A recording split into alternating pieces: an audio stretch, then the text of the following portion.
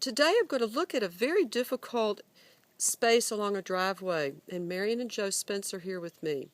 And what we're trying to do is make this lovely, old, weathered black locust fencing have some summer character. And so you can see the length of it. It's about 45 feet long.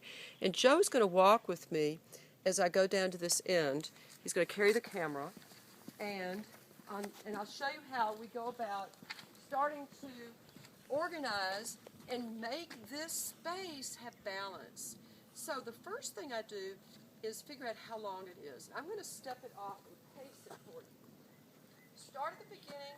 On your piece of paper, put a 0 in a little post, and you're going to do pacing. And you go 5, 10, 15. Notice every time my right leg hits the ground, I'm going 5, 15, 20, 25, 30, 35, 40, 45 feet. So this whole length is about 45 feet long. Okay, now we know how long it is. How are we going to find the center line? Well, it isn't as easy as you might think, because there are 1, 2, 3, 4, 5, 6, 7 posts.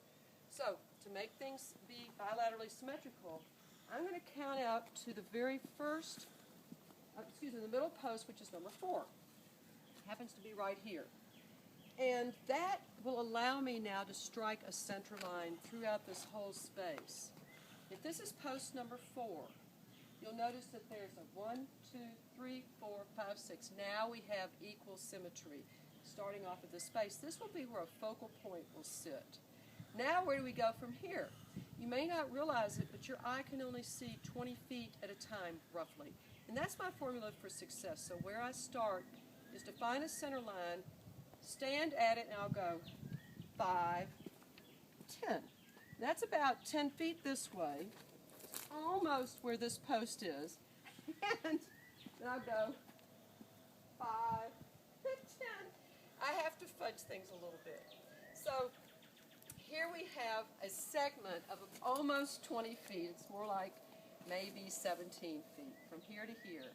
So to frame this view, which is going to have a focal point, I'm going to put a boxwood in front of this post and a boxwood in front of this post.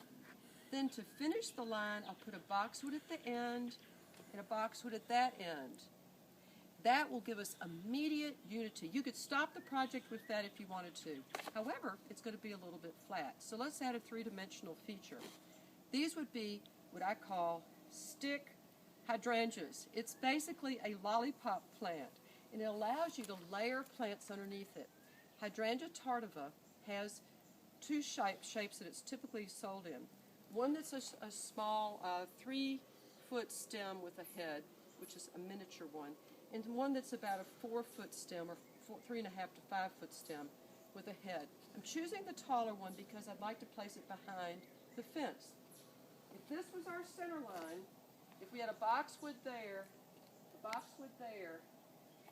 you can put a tardiva hydrangea in this segment to enliven this set of panels, and one down at this end, right here. There's one here, and if I haven't made a mistake, there's one right here. Uh-oh, I think I made a mistake.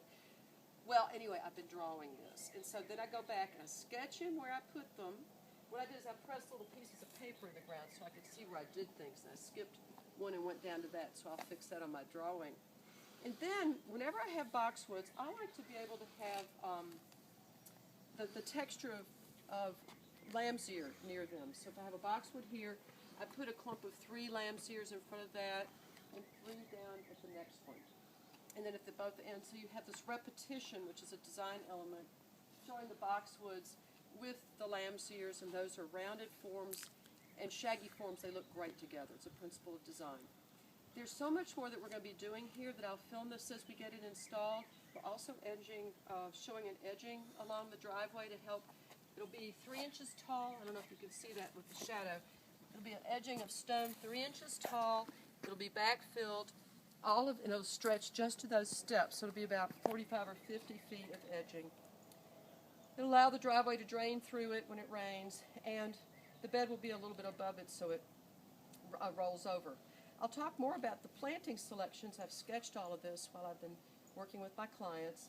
And then I'm using trailing blue lobelia as the edging plant across the whole thing for unity, and then clumpings of roseanne geranium. And I'll show you that plan as it evolves. We're also going to have dahlias and a fabulous tree right back there.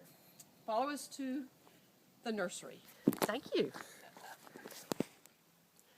And this is the finished border. See the boxwoods bouncing along equally down the run of the fencing. And behind it you can see the hydrangea on a stick. Here's another one. And another and another. And then we ran into a problem with rhododendron, a rock down here, so we just moved the other one forward. And then you can see how we have different plant materials that spill over the edge, and there is a stone edging here now, where before there was nothing.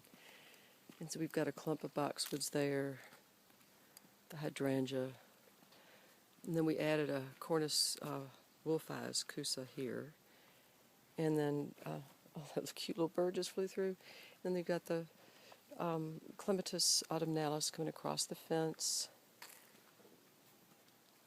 roseanne geranium, the pretty dahlias, and all in all, this is a pretty wonderful final product. When these bloom, they'll be beautifully mop-headed and white. That needs pruning. Oh yeah, it must have been a kind of a fat one. We'll suggest they prune that next. And this is it. You look down the whole length.